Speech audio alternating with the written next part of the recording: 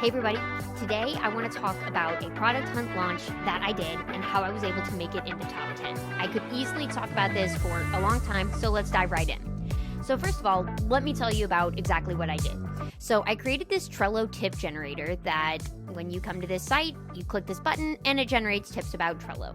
It was a cool idea. I initially did it to drive more awareness and subscribers to my newsletter and also to my YouTube page. So the end result was, by the way, here's the newsletter that I'm talking about. It's a Trello themed newsletter, so it makes sense.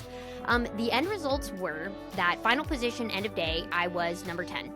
And keep in mind, I wanted top 5, but 44 other products launched that day, so I ended up being pretty happy with that because I was in more than the top, 25%.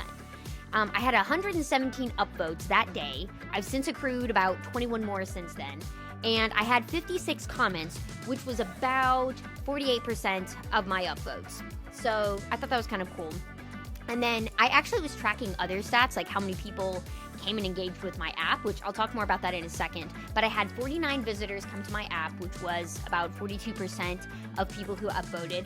I had 36 visitors actually click that generate a tip button, and on average they would click it about 7 times. So that was actually 73% of people who went to the website. They didn't just look at it, they actually did the thing on it. So I thought that was pretty cool. And then at the end of the day, I had 13 new subscribers to my newsletter, which was about 11% of my upvotes and not as many as I was hoping, but I actually reached out to some other creators who had really successful launches and said those percentages actually lined up and worked really, really well. So it wasn't that wasn't a low conversion rate. Those were actually solid benchmarks to aim for. I thought that was something interesting to note. Something that I did prior to my launch was I started out by, obviously building my website, and I added in Mixpanel. And so I actually got the idea to do something for my newsletter by making it more interactive by another app that had done something similar with their newsletter by generating random tips and saying, want more? Join the newsletter. And so I integrated Mixpanel to help me get some more stats. And that's how I was able to tell you about how many people actually came to my site, how many of them clicked the button and wanted a new tip and things like that. How many of them, wanted to clicked on the watch on YouTube and get more on YouTube versus filling out the form versus subscribing to my newsletter. So you can see people were more likely to fill out the form versus click any of the buttons. So I thought that was interesting to find. Other things I did prior to the launch is, if you know me, I'm pretty active on Product Hunt. I spend a lot of time going through here every day and finding different products that I like. And I actually have a whole process where I save them to a Trello board. I use Pixibricks to, let's say I'm interested in this product, for instance. I have a whole shortcut with Pixibricks where I save it to a board, and that way my subscribers and people who are just interested can follow this board and see, oh, here's what Brittany found and what she thought was interesting for the day. So that's one thing I do, but I also tend to engage. And so I will actually give upvotes or add comments on here. If I think this one is particularly cool, I try to tweet about it. And I'll say, hey, again, that was another Pixibrick shortcut where I just grab that link and I quickly say, this is my find of the day. If I could type, etc., things like that. So that's something I did ahead of time.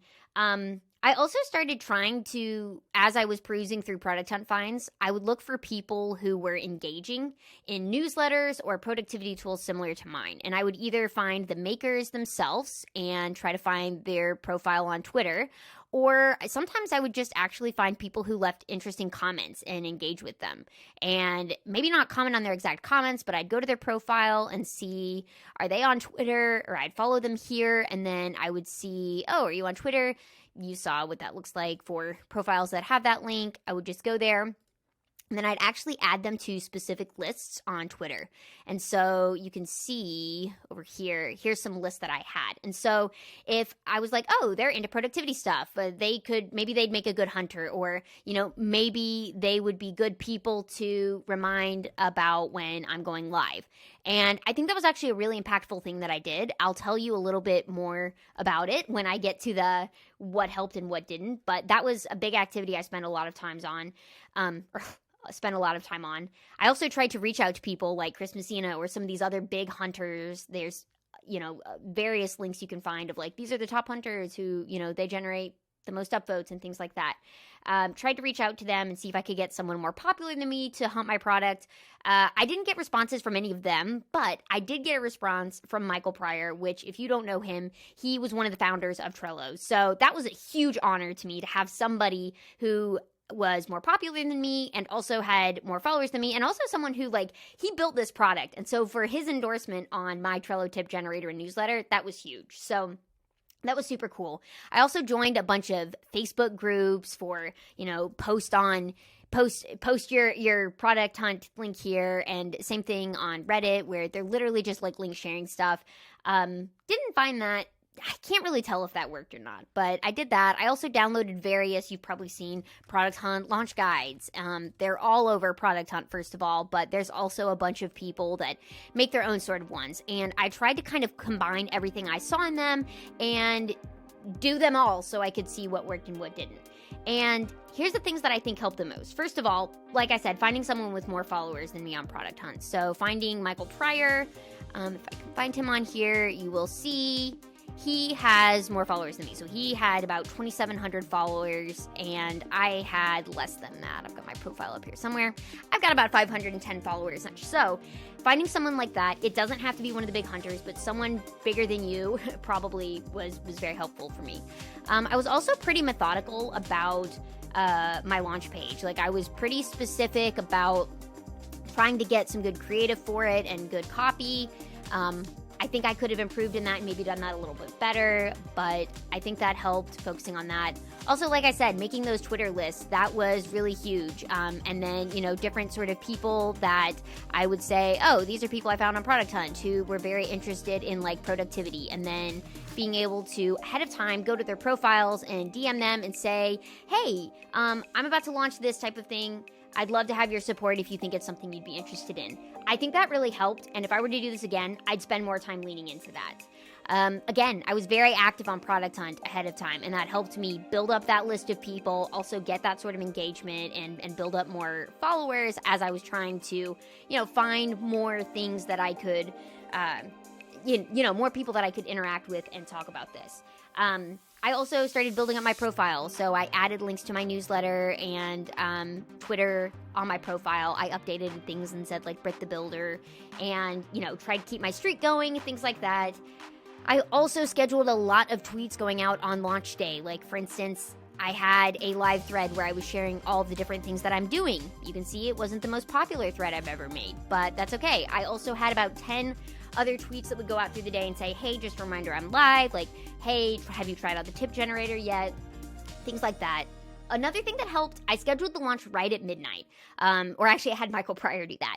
And I got up and make sure at midnight PST. So I got up at like 2 a.m. to make sure that actually went out. And then I would wake up every couple hours just to check and engage in comments throughout the day. And I really do think that helped. So those are the things that I think made a big difference. Things that I don't think made an impact. Signing up for those various Facebook groups and posting on indie hackers and, just trying to basically spam the internet with, like, if you Google places to post about your Product Hunt launch, you'll get a million things. Even on Product Hunt, there'll be a curated list of where to post that, and you can get Airtables and spreadsheets. I didn't find most of those helpful. Trying to reach out to the big influencers like Chris Messina and, like I said, there's a bunch of leaderboards of the most popular ones. Never heard back from any of them. Even other, like, specific productivity niche ones didn't even get a response. So, and I get it. They get bombarded with stuff like this all the time. The day of the week, I don't think really made an impact. As much as you might see different studies, I think it was kind of luck of the draw. And also, I created an upcoming page, which I don't even know if you can still see that or where it's at. But I don't think that made that much of a difference, honestly. I think I would have been better off just sending people straight to my page ahead of time if I wanted to try to get feedback, or, just sending them a DM saying, hey, can I remind you on launch day that I'm launching? So if I were to do this again, things that I would do differently. First of all, I would spend more time making those Twitter lists and, like, interacting with people here on Product Hunt who I would search more for, like, newsletters, because you can search through different topics or product collections, so you can see, are there good newsletters here, or different things like that, or different, topics I think is probably the other one where you can see, like, newsletters, exactly, go in here, find some more popular launches in here, and then just find people in there who, whoops, that's not sneaky ads there. Just find people in there who did comment on it and like it, and start saving those to lists, following them on Twitter, and trying to get reminders about that. I would lean so much more into that than like finding random Facebook groups. Next, I probably would have gotten more product feedback before I actually launched. Because if you see my site, I don't hate it, but there's like a lot of feedback I got throughout the day that was really great feedback about how I could make it better. But I was so busy managing my launch that I wasn't able to like update my site on the fly, and nor did I really want to make any changes and push them to prod where it could have, made an issue while people are getting to the site. So next time, I'd probably have gotten more feedback before I actually launched. Next, I would have improved my graphics. So going back over to this page, I don't think they're terrible, but they're kind of hard to read. I think they could have been better, honestly. Yeah. I'm not a designer. I used Canva, and I think I got some okay stuff and like some screenshots, but I think I would have actually tried to work with a designer and probably even a copywriter to make sure that this headline and this description, as well as these graphics, were top tier and the best that they could be, because this is truly what matters. As one who spends a lot of time looking at products on Product Hunt, this is what grabs me. It doesn't matter how cool your product is. I'm not even going to go to your page to learn more about it if you don't grab me with these. So I think I would have spent some more time on that as well. And then lastly, I'm not going to invest in any more guides. I wouldn't have bought any more guides.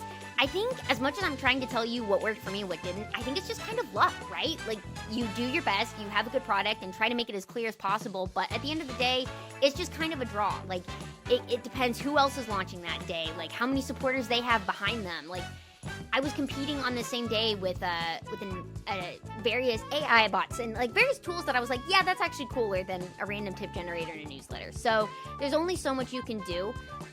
Do it. Just get a launch out there, and don't stress about looking for some magic formula, because I don't think anybody's found it. I've read all the guides and tried all of the things in them, and none of them, led me to a magical number one spot. So this is what I recommend. I hope this is helpful for you. And if you have any questions, or if you're about to launch something, comment on here and let me know. I'd love to try to keep a lookout. Feel free to DM me on Twitter.